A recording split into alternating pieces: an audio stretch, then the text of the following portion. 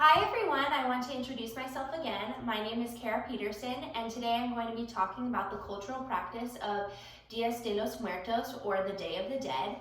And the reason I'm so interested in this particular cultural practice is because for many years I spoke Spanish, and in those classes I actually learned about the Day of the Dead a lot, and I'm excited to bring the knowledge that I've gleaned over the years to you guys and explain it a little bit more. The reason that it's so important to learn these cultural practices, though, is because America is a place of great diversity.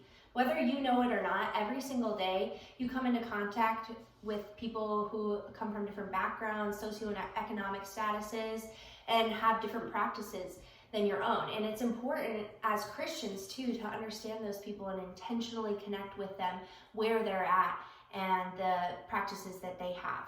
So with that in mind, I want to talk about the Day of the Dead, or Dias de los Muertos, which means that. And Disney actually did a movie about this several years ago called Coco, and they spent over $175 million on that particular film, which just emphasizes the importance of learning about different cultural practices. They really want kids to understand that.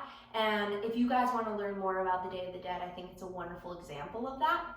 But anyways, I want to talk about the background and history of this day. It started in central Mexico, and it then spread to other Latin American countries, including the United States. But it started 3,000 years ago originally, and it was celebrated by the Aztecs, the Maya, and the Toltec people. And the Aztecs actually believed in the ritual that everything is a cyclical cycle. That kind of like the circle of life from The Lion King. I know I'm bringing up a lot of Disney references, but I love Disney, so I'm going to have to do it. But everything's a circle of life, and that it's not sad or scary, but it's just part of everyday life. And so when someone dies, they believed that this person goes to Chicula I think. Chicuna Mictlan. I'm sorry, guys. Chicuna Mictlan. Chicuna Mictlan stands for the land of the dead. And they would go through several different stages over several years, with 9 to be precise, and they're very difficult. So the family members of the deceased will put out different tools and things that the person liked in life so that it can help them get to the final stage, which is Mictlan, and that is the end stage of their life after death, and where they've reached full peace. So the Nahua is the ritual where they leave out the different tools for the deceased person to use in order to reach this place of peace. But how the day is currently celebrated is it's one day, or a couple days every year actually, sorry. It starts October 31st and it goes till November 2nd. And the main thing that surrounds this day is the ofrenda, or the altar. And they set it up in their own house, and they decorate it with sugar skulls, and they decorate it with flowers and food and anything that that person enjoys, much like the Nahua that I talked about. And at the beginning of the day they celebrate it at home, and so then they decorate the ofrenda, and then they go to the cemetery and then they decorate that, they clean it, and then after that they enjoy celebrations and festivities, including face painting and dancing and singing and food. And one of the food items that they particularly enjoy is the pan de muerto. I just want to make sure I had that right. But pan de muerto is a delicious sweet bread. I've had it before. It's very good. It's hard to describe, but it's almost like a pudding bread, like a bread pudding, but it's sweeter. You'll have to try it if you haven't and make it at home, but it's so good.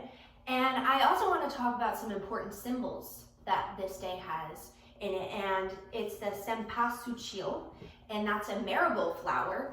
And they use these flowers because they're so bright in color. They spread the petals from the grave of their deceased all the way into their house where they set up their ofrenda, so that their deceased can find their way back home.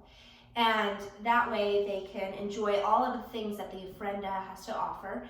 So the ofrenda is the main thing that surrounds the day. It is the symbol of the Day of the Dead. And on the ofrenda, they have several different aspects that they want to incorporate. So they want to incorporate water, wind, fire, and earth. So water, they put out maybe a pitcher of water or a cup so that the deceased can drink it and quench their thirst when they come back home. They also have earth, which is whatever food they might enjoy. For me, it would be pan de muerto because it's so good, or whatever else they would enjoy. And then they have wind, which they put out little banners that are very colorful. That just represents wind. And then they also have fire, which are candles, and they put them in the shape of a cross.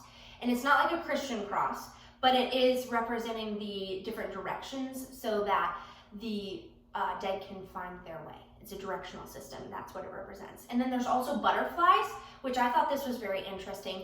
But every year, butterflies come for the winter to central Mexico on November 2nd, which is the last day of the Day of the Dead. So it represents the deceased spirit, and they believe that they come on the last day. And then cabritas de azúcar are sugar skulls. And in our culture, skulls represent something kind of morbid, usually in a negative tone. But for these people, it's actually very bright and exciting. Skulls represent just the cyclical nature of life, that everything is in a circle, and they're very bright, and you can eat it's so fun, and everyone gets their face painted, and skulls are everywhere. That is the main symbol for them. So in conclusion, I just want to reiterate what I talked about a little bit. First, I talked about the history of the Day of the Dead. Then we talked about how they celebrate it currently. And then we also talked about the different symbols that are very important for this day. And it's so important, again, that we understand these cultural practices because we live in a world with lots of different people. And God made each one of them to reflect his nature and his being. To not understand those is not to understand the God who made us. And it's so important that we do that. And as Paul says in 1 Corinthians chapter 12, that we should be all things to all people. We should try to be part of their lives so that we can intentionally connect with them and share the gospel with them, and understand that our way is not always the best way. So I'm so thankful that you guys wanted to listen to me about this and the different cultures and customs that have to do with the Day of the Dead. And I'm excited to listen to all of your presentations. And thank you so much for listening. I hope you have a wonderful day.